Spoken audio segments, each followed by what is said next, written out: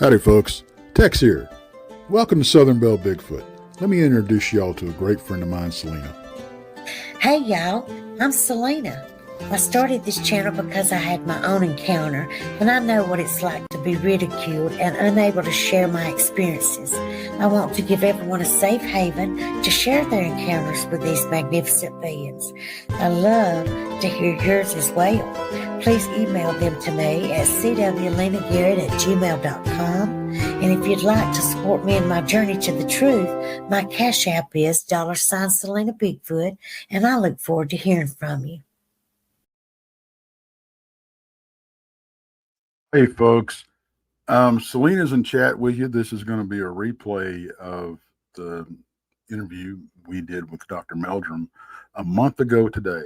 And this was her idea. She wanted to pay homage and pay respects and celebrate him, because we lost him and he's going to be missed. I mean, he was one of the great minds of his field. And unlike most scientists, mainstream scientists,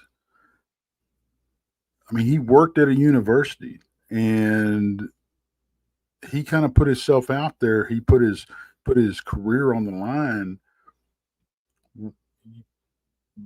looking into this subject and believing in this subject. And he's going to be missed, but never forgotten. Thank you, Selena, for this idea. I told you earlier, I think it's a very sweet idea. I think it's a great idea that you do this on the 1 month anniversary of this interview that we had. And Selena was lucky enough to be one of the last interviews that he did before he passed away just a few days ago. I hope you enjoy it, and y'all have fun in the chat. Selena's in the chat with you. I'm going to take the back seat and play the video. Thank you for your support.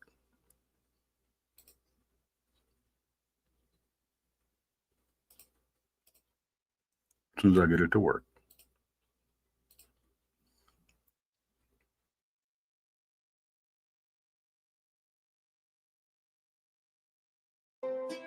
Howdy, folks. Tex here. Welcome to Southern Belle Bigfoot. Let me introduce y'all to a great friend of mine, Selena. Hey y'all, I'm Selena.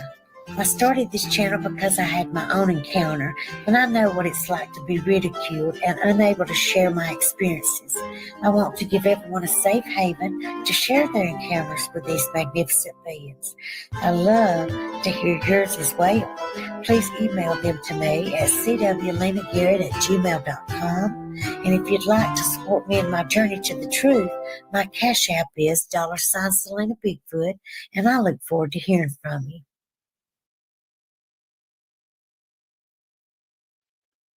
Hello, everybody. How you doing, Selena? Hey, Tex, how you doing? If I was any better, it wouldn't be legal. So, yeah, we're the doctor is running a little late. Everybody knows when you go see a doctor, you're waiting on them. So,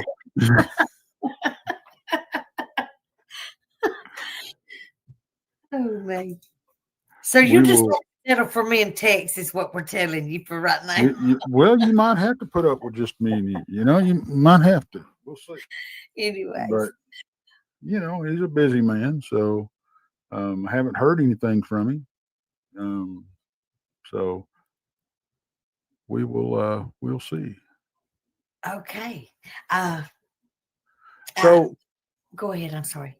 Oh, I was just gonna ask you, have you heard any new reports up there in your neck of the woods up there in Alabama? No, I've been pretty busy around here with what goes on by the lake. Just you know what? Crazy. You got some interesting stuff going on.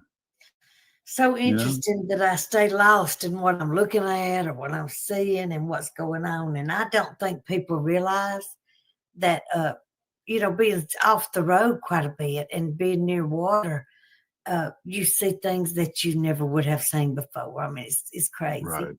Right. And of course, as soon as I started seeing, and posted my 2 pictures of my newest pictures of what looked like creatures to me, one hunkered down and one sitting by a tree.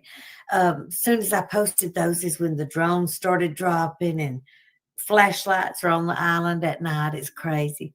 And then the drones stay right here above, so they can just see me sitting on the swing at all times. I said, hey, hello. Uh, anyways, it's very obvious because there won't be a star in the sky, but yet you'll have a big old something bright standing right over your yard.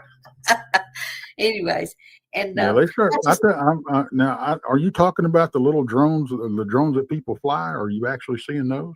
Or are you no, just seeing one? that's what I'm telling you. I'm seeing the drones that people fly, but I'm seeing See, you're drones. nicer than I am.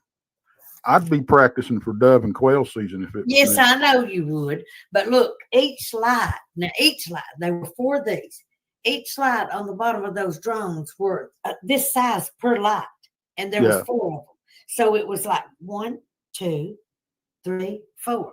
That's how bright. There was 4 huge square bright lights on this drone, and it landed. As soon as I picked up my camera, it landed and shot down on the island. Strange things is what I'm saying is happening on the island.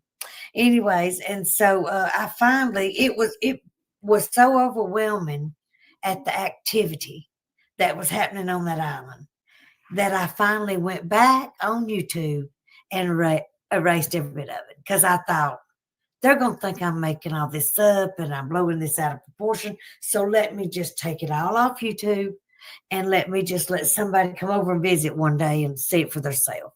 Because I would rather have a witness, Oh yeah, absolutely. and Well, I'll that's tell what. you what. Next time I'm up in Alabama, I'm going to do some I'm going to do some investigation over there, and we're You going to need find to. out what's going on. We're going to find Yeah, out what's going on.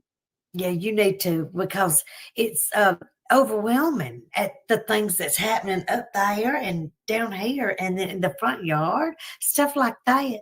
And don't make me get started on the pictures that look like a mind bender has landed in my front yard. Now, when I say mind bender, I mean that thing that you see at Six Flags, the roller coaster that people ride on. That's all lit up and does the cylinder look, Yeah. So just weird stuff. I've got pictures that'll blow your mind. I've got videos that'll blow your mind. So um, we'll discuss all that. Today was to discuss with Dr. Jeff Meldrum, what he has discovered and his opinions, and either he has went on to somebody else's show by mistake, or or something. But I do not see Dr. Jeff Meldrum yet. Um, I can check to see if I have email, but I don't see anything yet, y'all. Hang on. We will definitely check.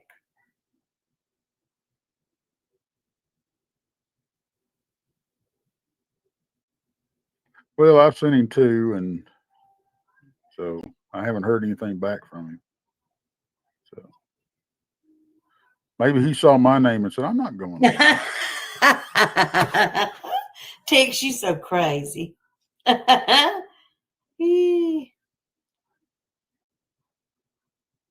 Lord of mercy.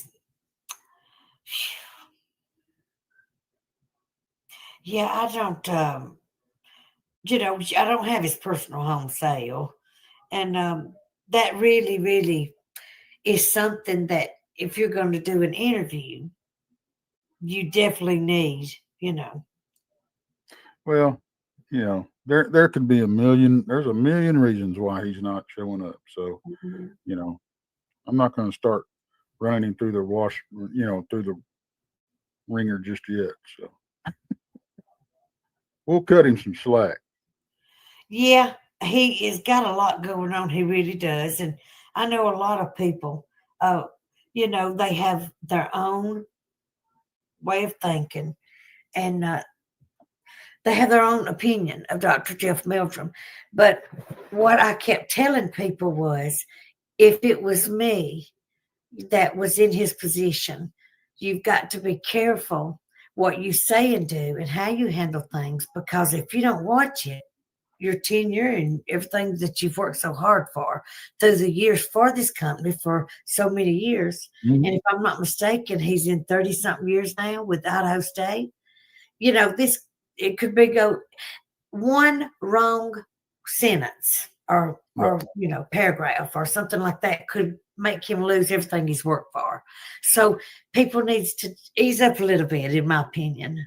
No matter what their opinion of him is, if it was them and their way of living and their only way of making a living for their family, I would be careful how I put things also. So I think maybe sometimes, they judge him a little harshly about how he talks and stuff. So anyways, are you waving flies or waving at us or what you doing? I'm waving at people who are saying hi because I don't want to. Oh, y'all know I ain't got my glasses on. Let me put my glasses on. So, okay. Lord of mercy, there's Black and Pyro, Marion. Oh my gosh, thank you. Thank you. I don't feel beautiful, but thank you. You're so precious. Speaking of, since Dr. Jeff Meldrum is in the huh? I was saying hello to Lanita. Oh, okay. Well, yes, say hi to my girl. She's so precious. And Jen and Eddie. The vlogs. I love Jen and Eddie. They're the sweetest thing. Did you ever go on their show? Yes. Okay. I left one of our shows and went directly over there one night. Yeah. Good deal. Good deal. So, but anyways, I'm doing this on purpose. I put this in here to remind me to do this. Y'all know that you have give Tommy a reason. Hey, everybody, love all y'all, Leanne and everybody. Anyways, Tommy jumps out of the bed now with like a purpose for living. I mean, he can't wait to see what comes through that mail for him. And this one come from Marion L. Bott. You're clucking amazing. I thought that was so precious.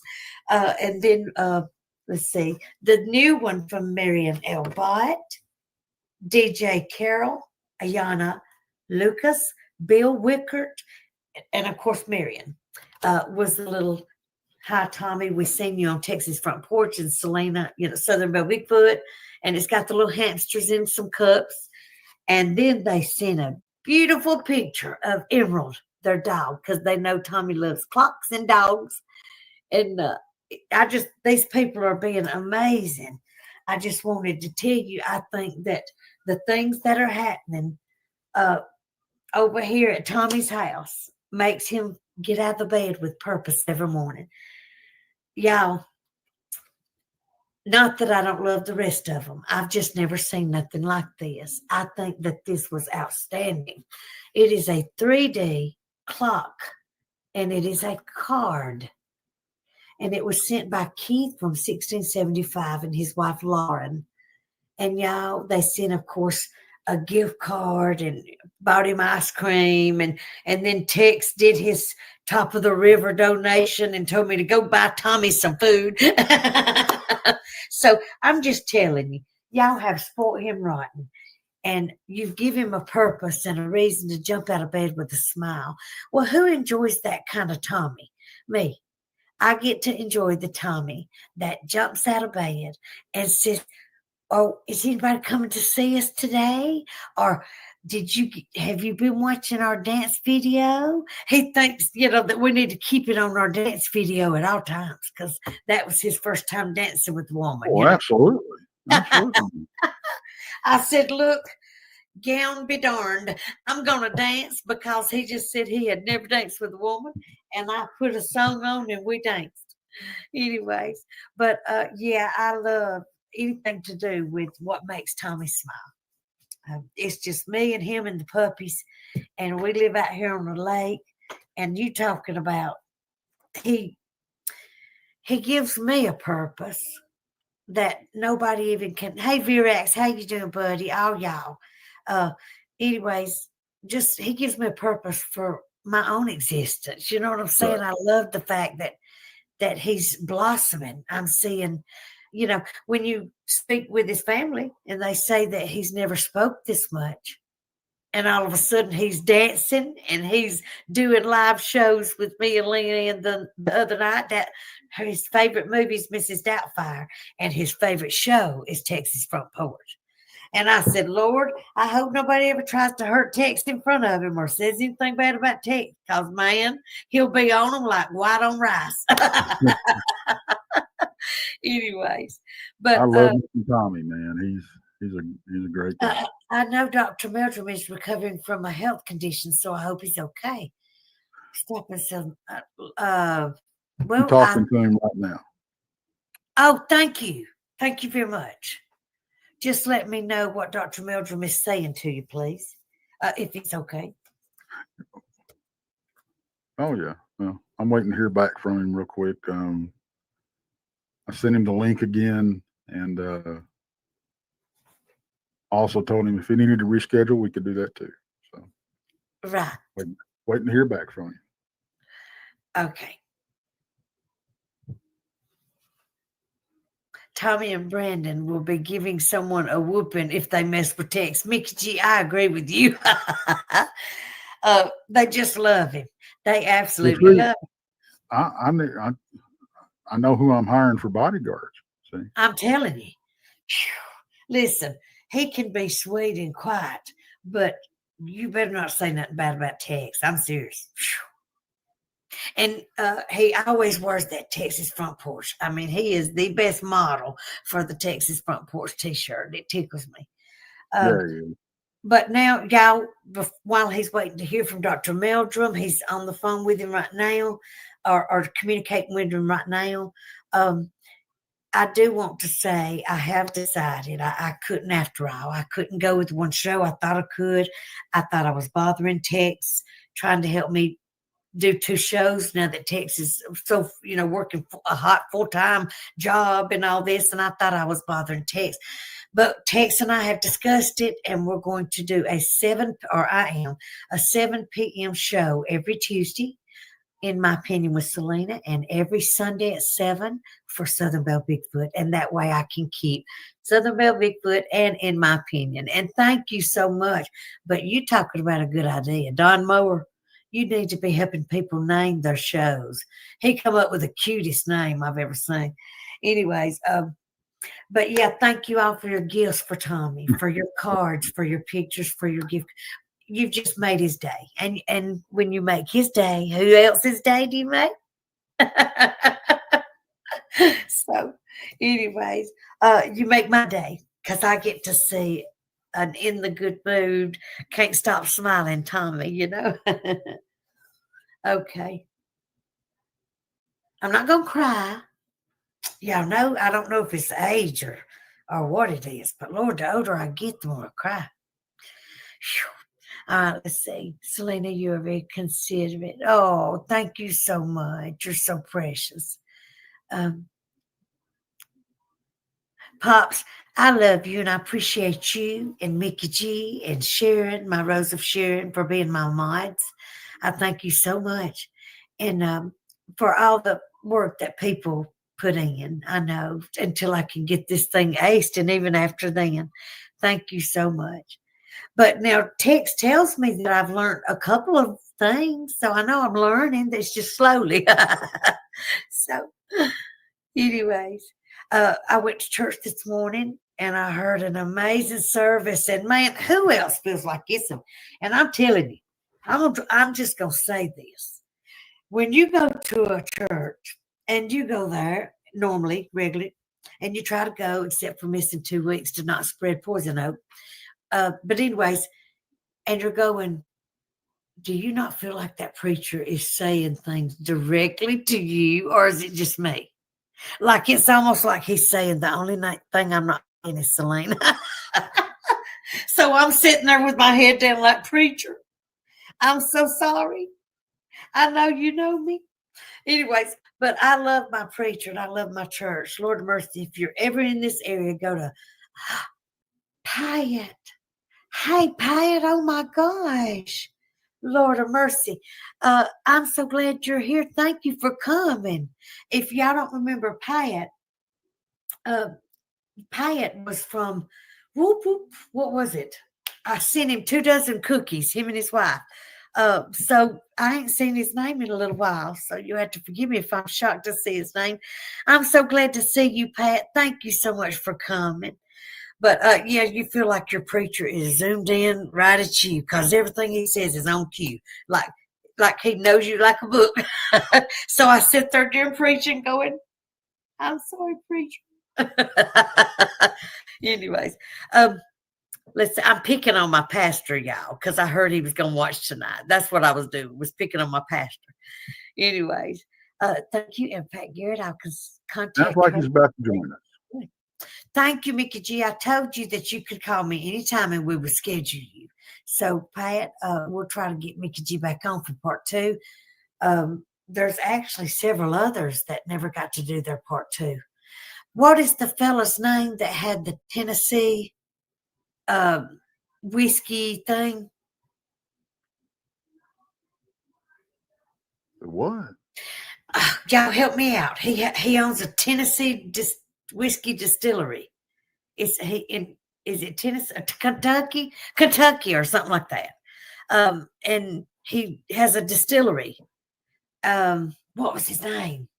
I enjoyed him so much, and the way that our evening was going, I didn't get to listen and ask him questions and do like I normally would do. You know what I mean? And so what has Dr. Meldrum said now, Tex? I think he's about to join us. I won't believe it till I see it. I'm gonna have to cover my eyes. Whew.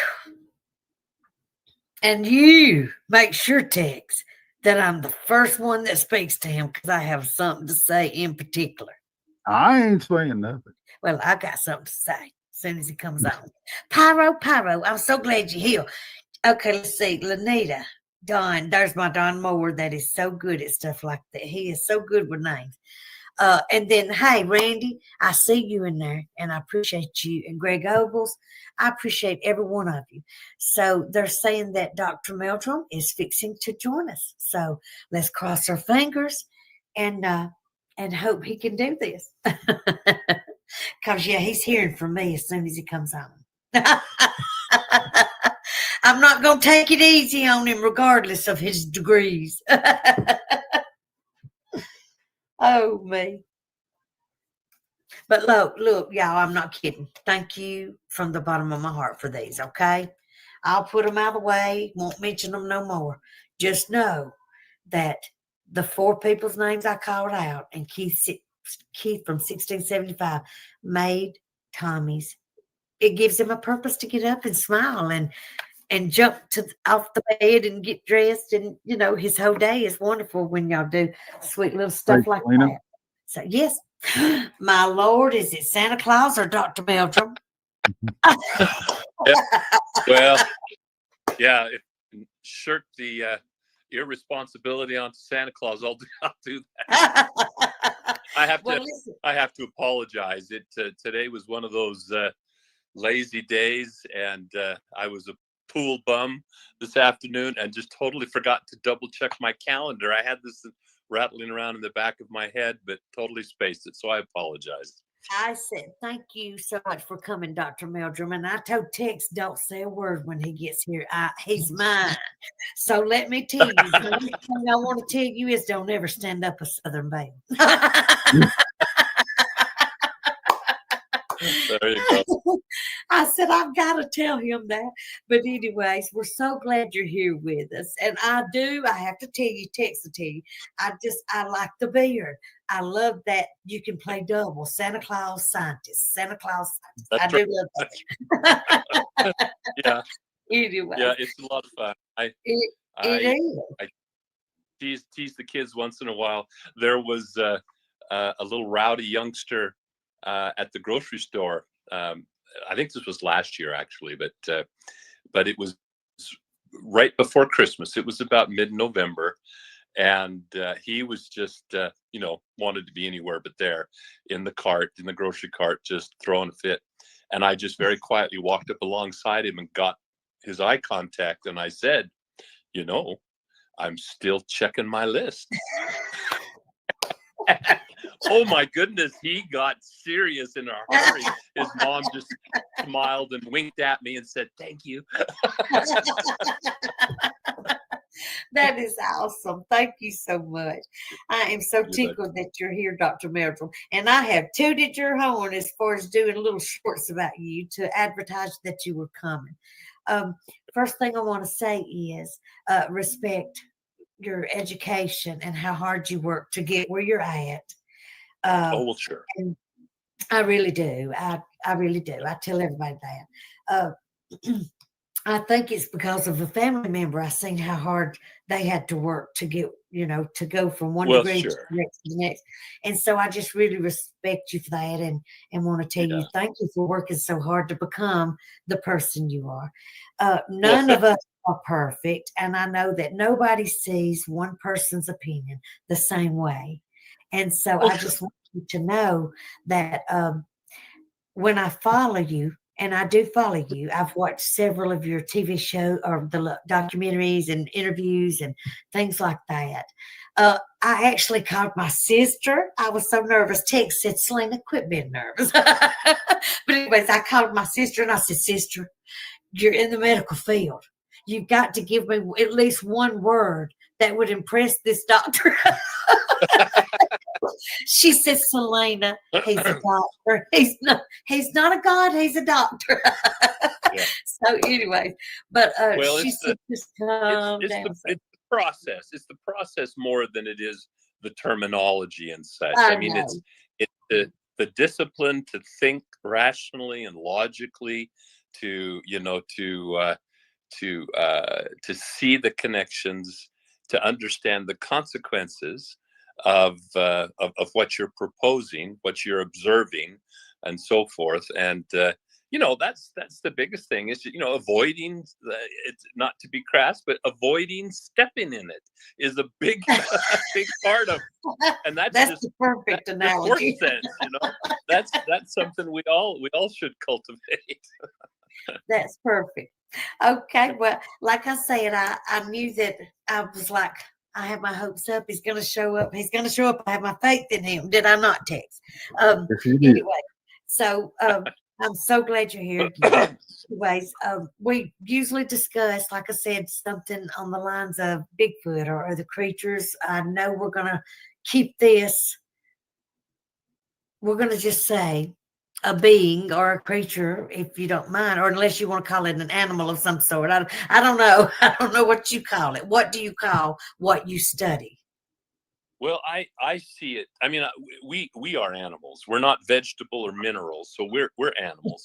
Obviously, we have characteristics, and depending on your spiritual or religious persuasion, we may be imbued with qualities that set us somewhat apart from the rest of the animal kingdom. But we are basically biological entities. I mean, we have so much in common with all of the other forms of life that surround us that to unduly separate us, or at least not to acknowledge our biological side it's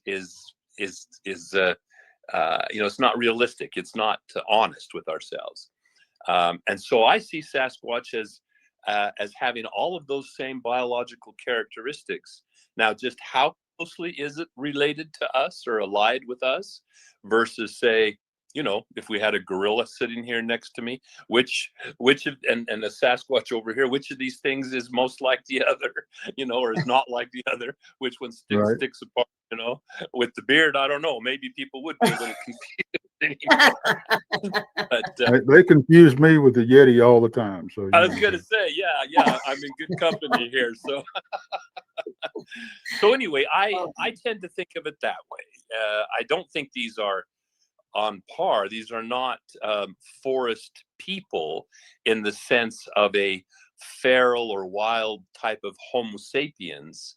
They are, if they share a closer affinity to us than say the other known great apes, then that affinity is quite distant.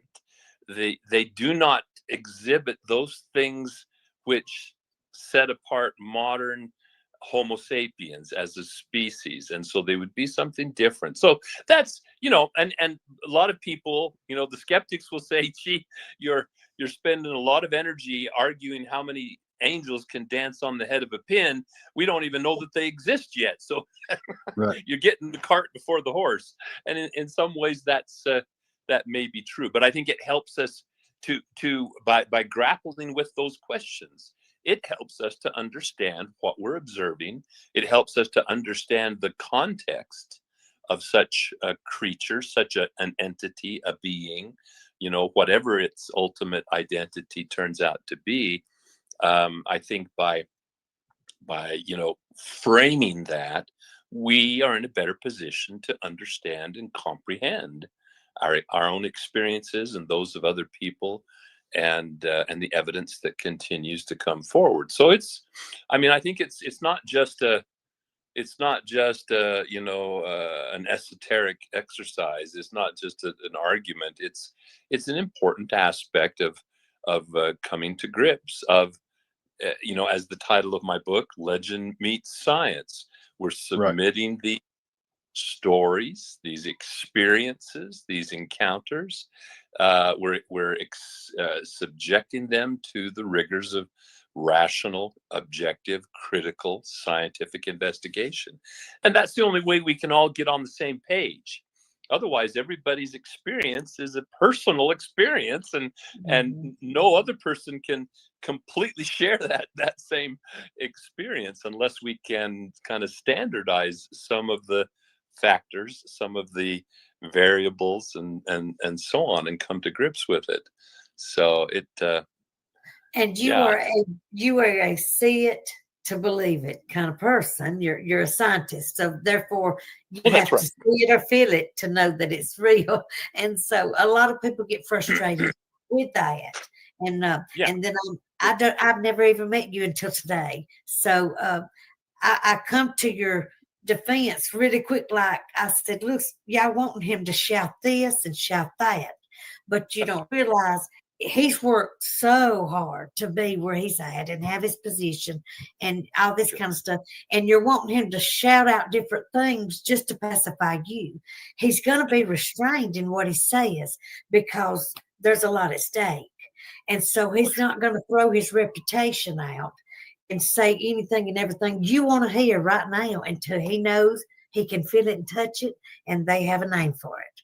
So, anyways, I heard and read that you think that there's a creature out there, Dr. Meldrum, that can weigh 800 to 1,200 pounds. Is that true? Well, sure. The most reliable way, in my mind, to generate an estimate of the size and the weight of these creatures is, start with a pretty well accepted or well established example. So this exercise was based on the Patterson-Gimlin film subject. We have the footprints. We know the scale. They're just shy of 15 inches. I know it gets labeled as the feet being 14 and a half inches, but I have good copies. I have good replicas of that original pair and multiple other examples that were cast by Bob Titmus subsequently and photographed by Lyle Laverty and others that came and visited the scene. And so 15 inches is a little bit better. And that's important. It's not, again, it's not just quibbling over minutia, because that potential half-inch difference, if you're using the foot as a scale, you can fit about 5.5 feet, in the height of what we see on the film. And so you're using that scale over and over and over. If you're off by a half an inch, that gets multiplied 5 times at least. So then it becomes 2.5 inches, and that can make a significant difference in it. But then using that scale, John Green had made some very careful tracings of projections of selected film frames, made very careful outline tracings of the figure, and tried to approximate the dimensions of the various spots on the body, whether it was across the neck, across the chest, across the biceps, and so forth. And using those, it was pretty straightforward to estimate the volume of Patty.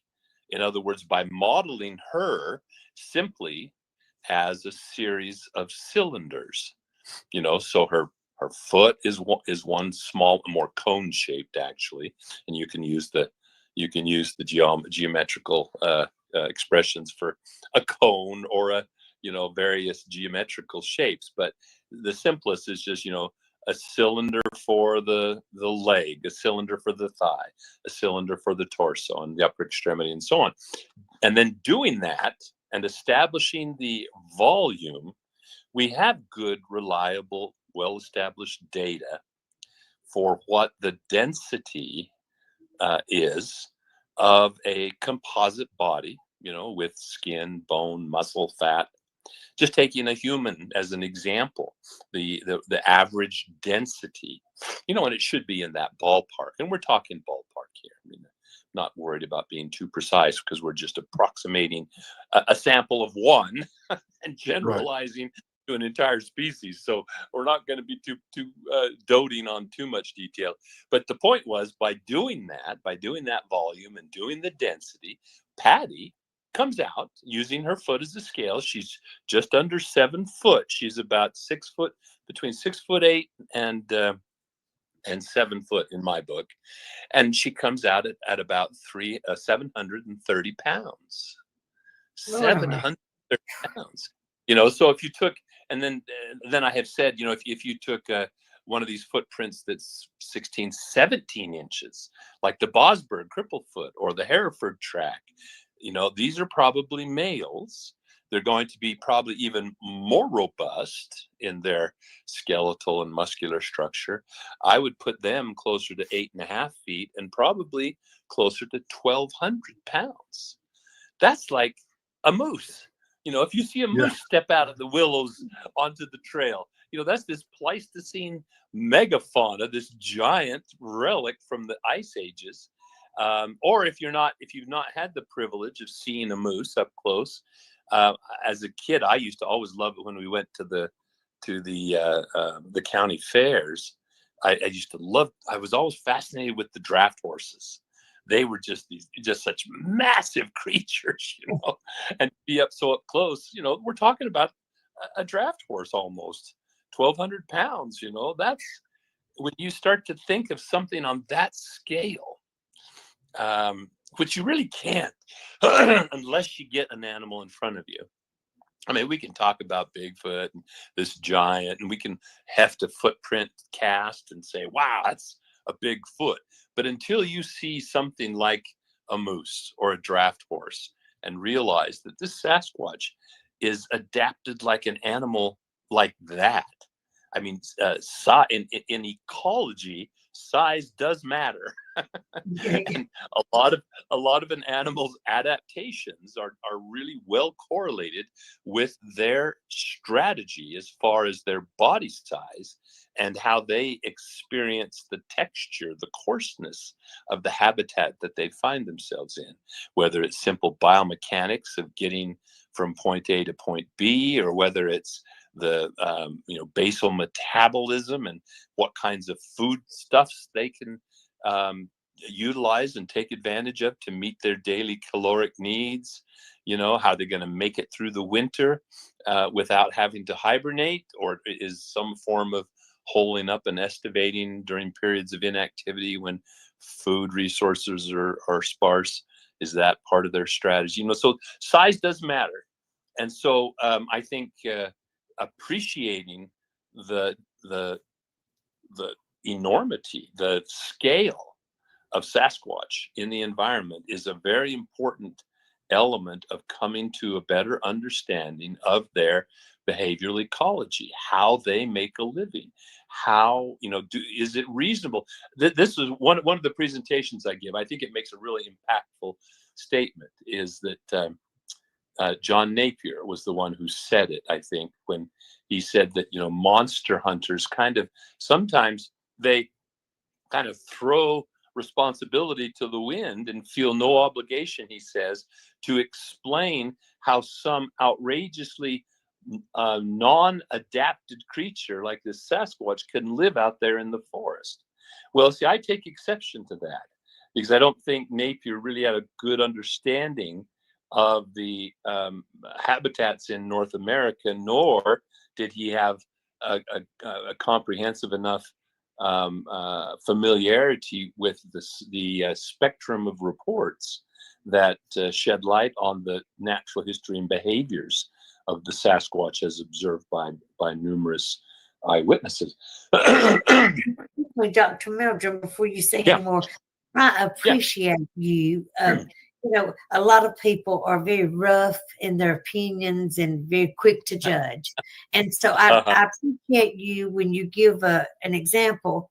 You says, Mr. Napier, I take exception to that. In other words, you do it with respect. You don't put him down. It's the way you put it. I just want to thank you for doing that here on Southern Belle Bigfoot. So thank you for being so gentlemanly and kind. Hey, so Doc, the bottom line, just to tie a bow on that little conversation, is this: you look at the Patterson-Gimlin film, and even as a youngster of I think I was 11 years old when I saw that, but I was very steeped in all things natural history. I mean, I knew I wanted to be a zoologist, and I really devoured everything I could and watched every nature documentary, wildlife documentary on television that I could and so forth. But when I saw that Patterson-Gimlin film, what struck me, even a youngster of 11, and it's just been reinforced over the years as I've come to better understand it, better appreciate it, and even have a broader context within which to consider it.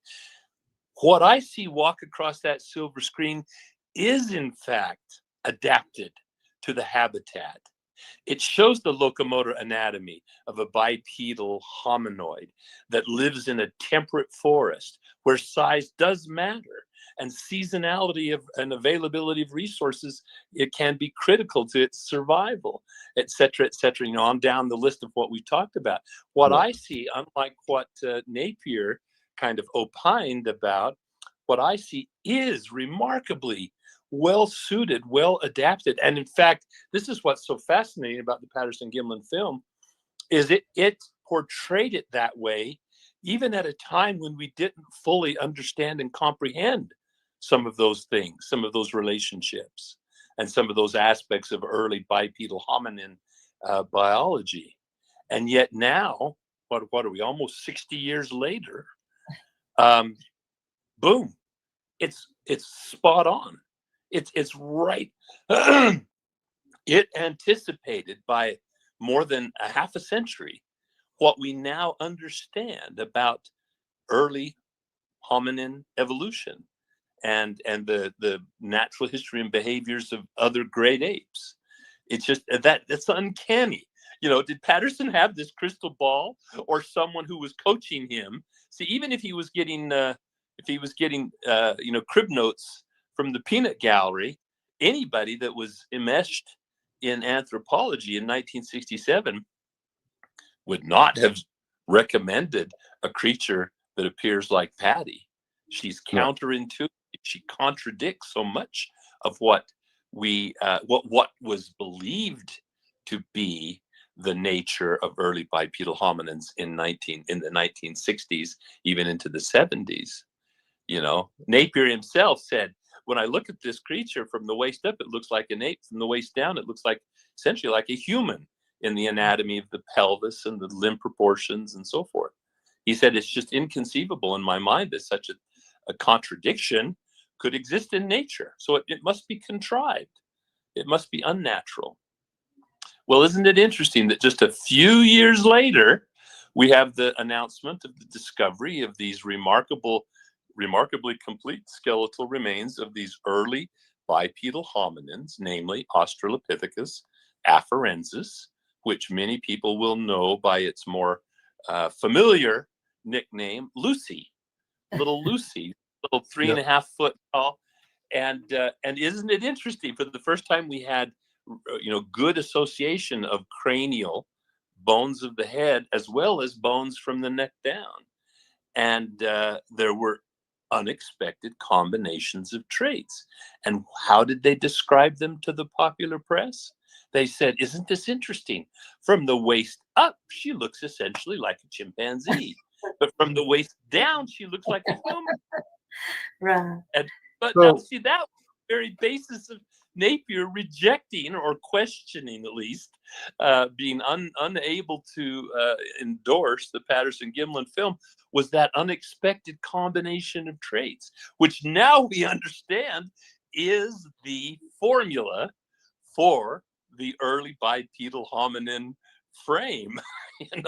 Up upstairs looks like an ape, downstairs, tiny skull, big jaws, teeth getting smaller, but long curved fingers, powerful muscles of the upper extremities and so forth for climbing and hanging. But from the waist down, the pelvis has been rearranged to balance on two legs. The knees are angled so that they bring the center of mass over the support. It's centrally placed. The foot has lost its divergent big toe, and the limbs have gotten longer to provide a more efficient step length and more efficient use of metabolic energy to take each step to get us from point A to point B. I mean, yeah. I mean, this is what just blows me away. Talk about how can you not, at the very least, be so, your curiosity so piqued, ask the question, how could he possibly have gotten that right? It's just, Well, what was yeah. you need to say? I'm sorry. I was just gonna ask you, Doc, what do you think, as far as what everybody calls disclosure? Okay, Right. what do you think's holding us back from that? Do you? I mean, because there's a lot of theories out there. It's money. It's the what would happen if we had an endangered, undiscovered species come up, and be outed. And I think there would be a lot of good things, and there would be a lot of bad things. But a lot of people say it just boils down to money. Because what would it do to the timber industry? What would it do to the tourist industry? That type of thing. What are your thoughts on Arts that? and things like that. Yeah. Right. Well, I'm convinced that there's not a simple single answer. When Right. I would often ask myself, Right. what is holding back the scientific community? Why am I Right. constantly running to this? I can only describe it as an irrational, just emotional reaction to the possibility that such creatures do in fact exist in our backyard, even not as Right. well as the the far corners of the remote globe. And it's too long to elaborate it in great length Right. here, but basically it had to do with the notion, the paradigm, we call it, the sort of the set of principles and facts and ideas and observations that sort of framed the way in which human evolution was considered back in the 60s. And in short, the idea of there being a hominin niche was such that there could be only one species. I mean, one of the dictums of ecology at this time, especially, was one niche, one species. A niche was kind of defined as your home address. It was Right. the description of how you made a living in your habitat. And big brains, bipedalism, and above all, culture, material culture, that those were distinctive enough that there could be only one hominin species, and we were it.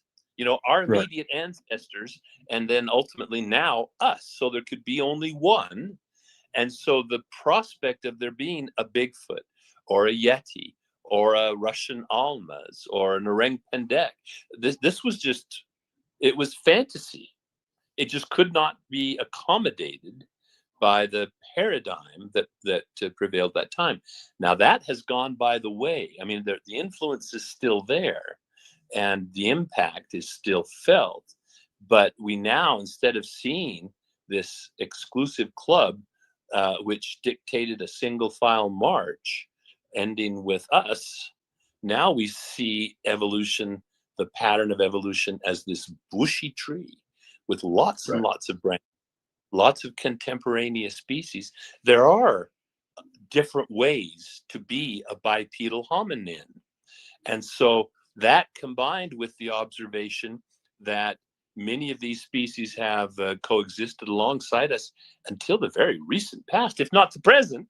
You know, if you put credibility on these reports and this trace evidence, the footprint evidence and the films and so forth, they, but in the known and accepted fossil record, up through at least 20,000, 10,000 years ago, we've got other bipedal hominids. We have the very real prospect of relic Australopithecines, of relic Neanderthals, of so forth.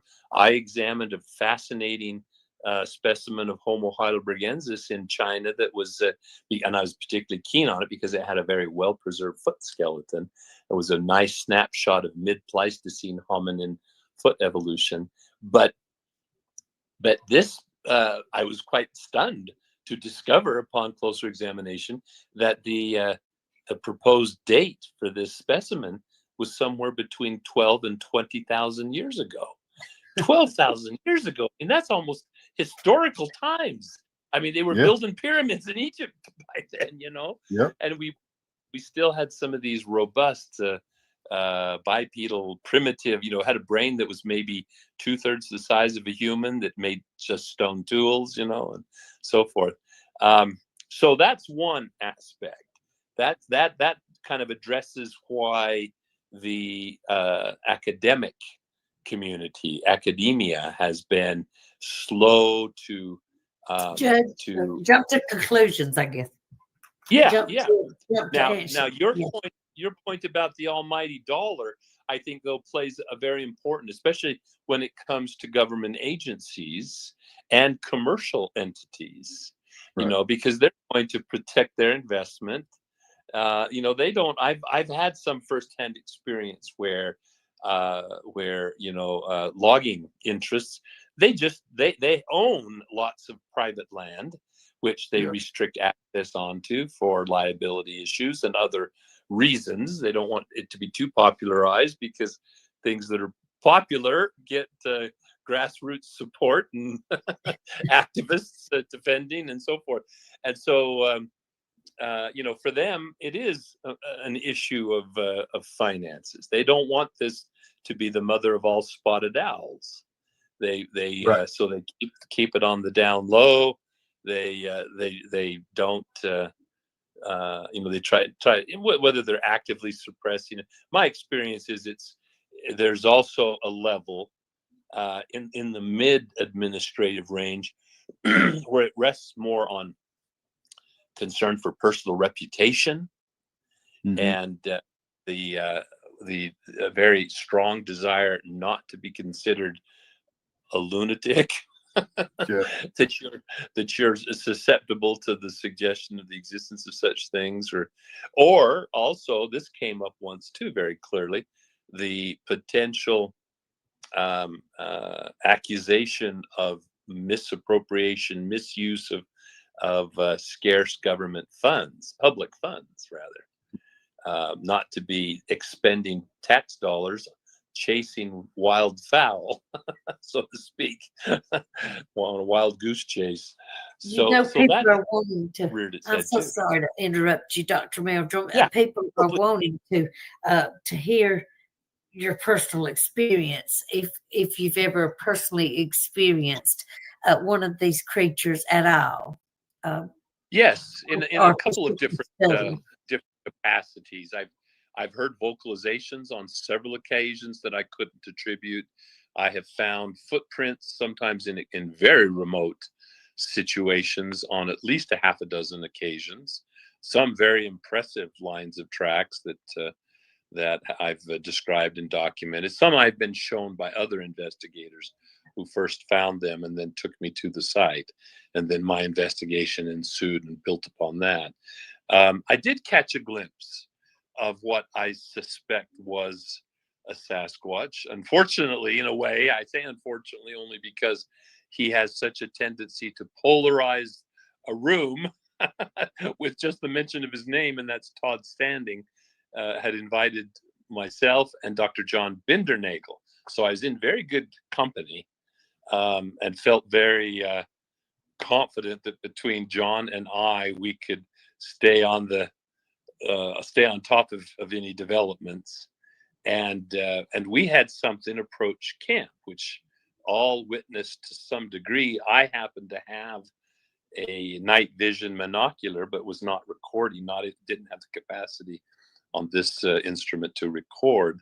So I actually caught a glimpse. The others were hearing the tromping through the brush, the breaking of limbs.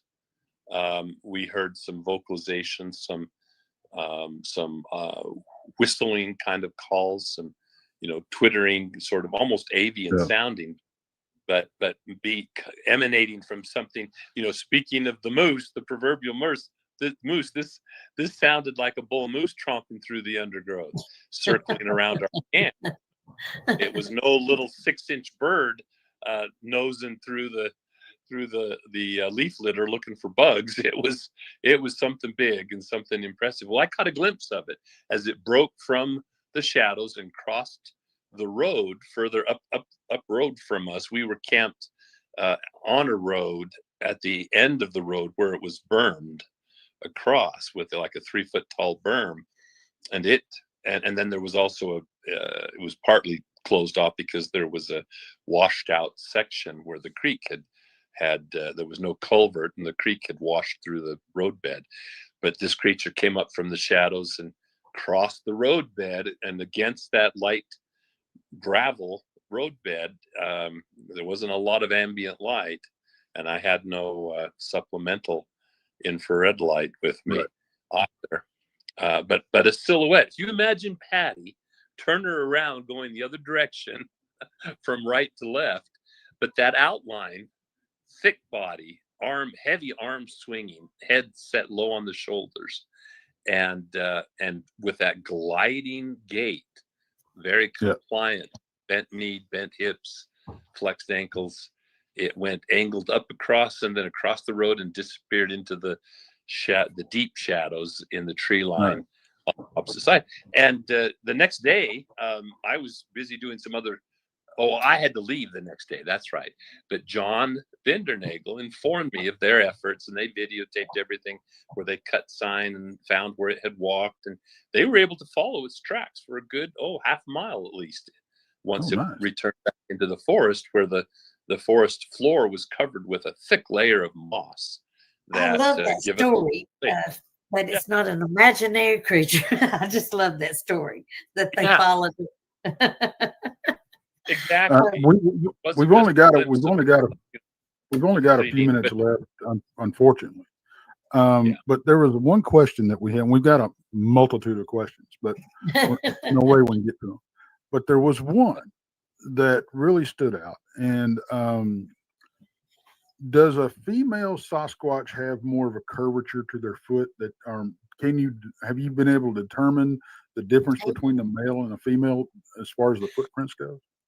Well, the most obvious feature, I think, if we take Patty as a typical female, if you look at her prints, you'll notice that they're kind of they're parallel-sided and they're a little more slender.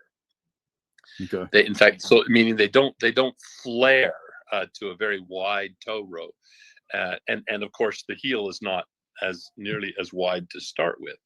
I mean, her heel is maybe 3 inches, and her across the forefoot is maybe 4 inches, 4.5 inches, and her foot's nearly 15 inches. If you go to what I think was the big male in that region, the one that was cast by initially by Jerry Crew in 1958, was also cast by Patterson in 1963. 4 years prior to this encounter, and its footprints had actually been cast by Bob Titmus cast it as well. I think he was sort of the resident male. footprint measures just over 16 inches, between 16 and 17. It's a good 5 inches. Well, yeah, close to 5 inches across the heel. I mean, it's broad, and it flares much more. It's more like 7 inches across the ball of the foot, and the toes are proportionately larger as well. So I think there's that. I've seen enough examples in my collection, not that I could just go through them cold and put them in 2 bins and divide them up really easily, but there's a bit of overlap, but I think you could hit a large percentage. I think that anything that runs between 13 to 15 inches is a female or a young adult male. And then anything from 15 on up, the biggest I have in my collection that I'm reasonably confident of is 19 inches. And so a male running from 15 to 19 inches, anything over that, when you hear these stories about 22, 24 or more, you just cannot be that big. It just biomechanically does not work to be that big. It's like a human. And you're sure, Dr. Meldrum. Now, when you are you sure?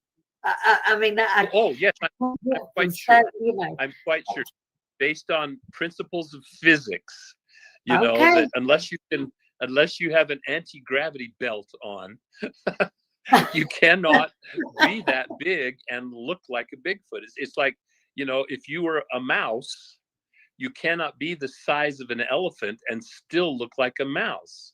You have to look like an elephant. Good analogy. Because an elephant looks the way it does in response to the tremendous forces that it has to resist, the gravity. So it has, instead of these delicate little paws and angled limbs, it has these posts, these columns, and little short toes, and a heel pad, and a pad under the forefoot too, for that matter, that acts like a huge cushion that it steps on with each step. And so anyway, the point is, biomechanically, it just doesn't work. These stories of true giants, Jack and the Beanstalk giants, they're just stories. There's no good evidence. It's like when you see these newspaper or magazine illustrations of the explorer or the paleontologist standing next to this femur of a giant that is just huge. Well, almost without any exception that I've ever seen, it's a mammoth thigh bone. So it is an elephant, That's the point. So anyway, it's just like I was going to say, if we have a Homo sapiens that is excessively big due to, say, a pituitary giant, growth hormone runs amok, they have all kinds of problems. They have fallen arches. They have joint problems. Their heart has trouble keeping the blood pumping up and down that, 7 or 8 feet of height. Just doesn't. And they often have catastrophic organ failures or disease states, that breakdown of tissues, and die, unfortunately, a very unfortunate early death. Early age. Yeah. So anyway, look at the Woodlow. point simply being, the biggest one that I'm fairly confident is a credible one that was cast by a deputy sheriff. The circumstances were pretty well established and so forth. 19 inches. 19 inches. The average length is right between 15, 16 inches, and that's taking males and females together into one bin. Okay. And it just is so strange that a creature that is this large and has these, proportions. I mean, they're just so huge. To know that you were married to a man that was 6'7" and had a 15 shoe, and to know that something so large, could be just right there behind him. It's just, I have a hard time with that. But anyways, thank you, Dr. Meldrum, for coming. I really appreciate you. Southern Belle Bigfoot has been looking forward to having you on for so long. I'm called Southern Belle Bigfoot, but my name is Selena Dunn, and I am so glad to have you here. And I know that everybody had millions of questions, but when I reached out to you by email, I was so shocked when you agreed to come on. And I know you're exhausted and you have a busy life. And so we just want to say thank you so much for coming. So Well, and text again, it. Go ahead. I apologize for my tardiness, my irresponsibility, and let me assure you, I'm would be delighted at your invitation to come back anytime in the future and address some of those questions that we didn't have a chance to talk about. Well, that's Okay. awesome. Thank you. Thank you very much. I will see you. You're in Jefferson this year, right? I'm trying to think. I don't think I am this year. I think I know you spoke Craig. last year. Or, Yes, and Craig sometimes well, usually he changes it up. So I usually get an invite like every other year down there to Jefferson, and I'd have to check my calendar. I've got too many to keep track of. Yes, no, I'm you sure you do. do. He's a busy man.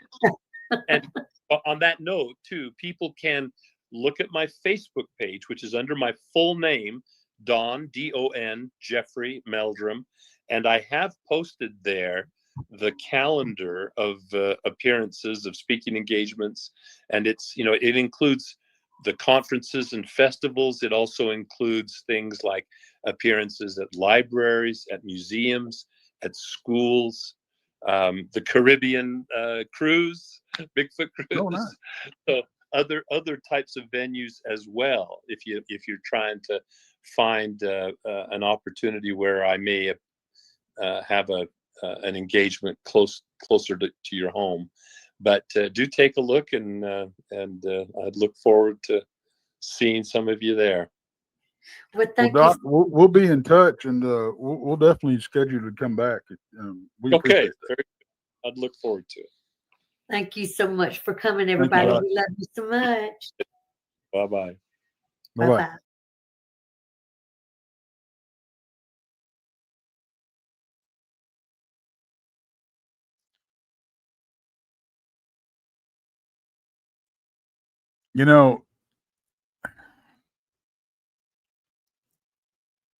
I didn't realize. I mean, this stuff really didn't hit me until I started putting together this episode. And Selena's out there in chat. She's been talking to you and stuff, and I have too. But I wanted her to be able to focus on communicating with y'all in chat tonight. And I gotta say, I'm going to be totally honest here. I wasn't that big of a fan of the doc. I really wasn't. Because I met him at a conference. Okay. And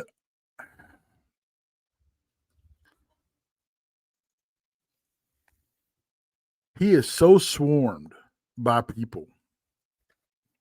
And he's got so much stuff being thrown in front of him that, and those of you that are, aware of my channel, I've got some mind-blowing evidence, and I was so excited to share this with him. And I met him at a conference. I said, "Hey, Doc," I said, "I got something I want you to look at." And there's just a mile of freaking line of people, and everybody's trying to squeeze in and get a selfie with him, and it is so hard. And I'm just honestly, and I'm just now finding out, and it's hard to put yourself in that position because I am nowhere near his level. But when I walk into a conference, I do get people that come up and, "Hey, Tex, blah, blah, blah." But nothing like the doc, right? And it is still hard for me to put myself in that position and swap, put myself in his shoes. And I was kind of miffed because I kind of got blown off because I was, just hurried through like some other Joe Schmo. And even when Selena told me, "Hey, we've got this interview lined up with the doc Meldrum," because I had reached out to him, and I know a lot of people, folks, a lot of people. This is funny. I know a lot of people that have reached out to him to have him on their show, and the waiting list would be like a year or maybe two. I mean, or he would just, not be able to do it. And Selena messaged me and said, Dr. Meldrum's coming on, blah, blah, blah. What? What? And I'm like, I've been trying to get him for 2 or 3 years. And you just send him a Facebook message and, But I have to remember, and I'm sorry, I I am not a good looking blonde from Alabama. Okay, I'm just saying. And I was like, man, that's crazy. And I kind of had my reservations about how, you know, because I was kind of miffed at him for blowing me off. That's the way I felt, and he didn't. I mean, it really didn't. That was all my ego. That's what it was. And I even voiced it to some close friends of mine. This blew me off. Blah blah blah. Here I'm showing him this great evidence, but that was my ego, folks, and that's the problem with so many people that have YouTube channels and they're just fly by night. They're just regular Joes, man. I'm just a regular Joe. But I'm telling you, it is so hard not to let a little bit of notoriety and recognition get to you. And I'm as guilty as any other. But I will say this. You won't hear a lot of people say that.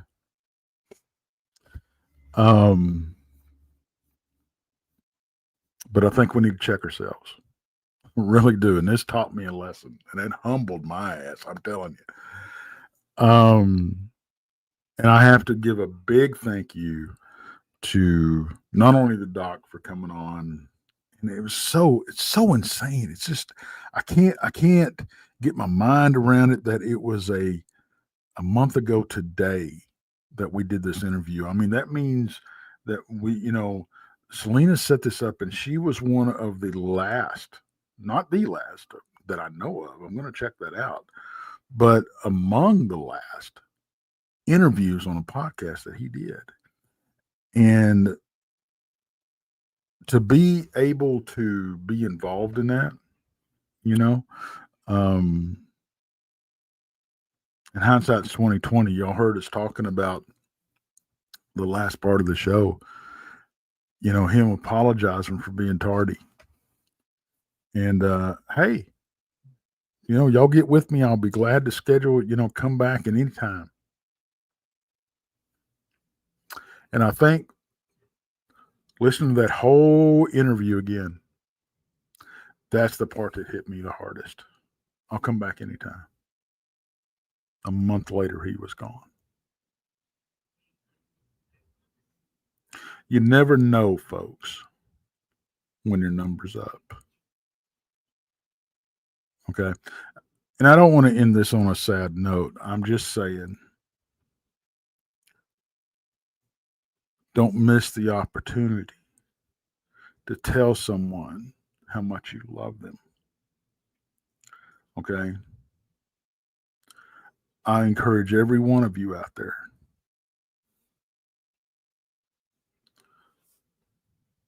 the fathers and the mothers, the grandfathers and grandmothers, the sons and the daughters, the sisters and brothers. Pick up the phone. If you haven't talked to a member of the family in a long, long time, Pick up the phone and just tell them you love them. Even if it's been a strained relationship, pick up the phone. If you don't want to talk to them, text them. Hey, just wanted to let you know that I love you and I hope you're okay. Because if you miss that chance, you're going to regret it for the rest of your life. So don't ever miss an opportunity to tell somebody, a friend, brother, sister, whatever, that you love them. Tell them how you feel. Okay? And guys, I know how you are, especially you alphas out there. Think it's not masculine to tell somebody you love them. I'm going to tell you this little secret. It takes more of a man to look another man in the face and tell him that he loves him than it does to not. Okay? Don't miss the opportunity. If you love somebody, tell them you love them. Okay? On that note, I want, on behalf of Southern Belle Bigfoot, I want to thank you for tuning in for this tribute to Doc. And we'll see you next week.